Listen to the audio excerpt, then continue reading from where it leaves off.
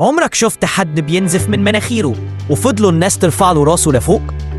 هقولك على قصة حصلت قدامي، كان ممكن تنتهي بكارثة بس ربنا ستر. في يوم عادي جدا كنت ماشي في السوق، لقيت لمة على الراجل الطيب اللي كلنا بنعرفه، عمو صلاح، اللي راجل بيبيع فاكهة من 30 سنة.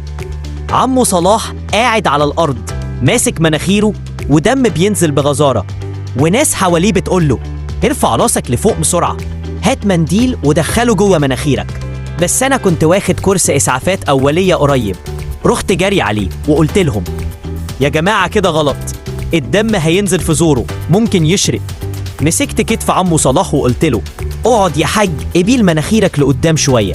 بعدين ضغطت على الجزء الطري من مناخيره بصباعي الاتنين وخليته يتنفس من بقه.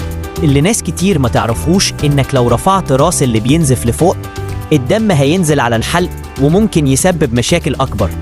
اقعدوا ميل راسه لقدام، اضغط على الانف من الجنب، حط كمادات ساقعة، ما تخليش قطن، ما تخليش راسه لفوق.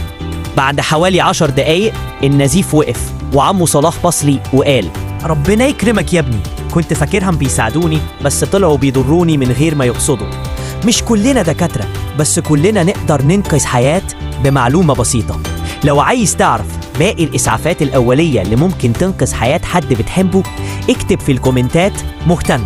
إن شاء الله هنعمل حلقات تانية نشرح فيها الإسعافات الأولية بطريقة بسيطة. صاحبك الجميل مش هيسيبك غير لما تعرف كل حاجة.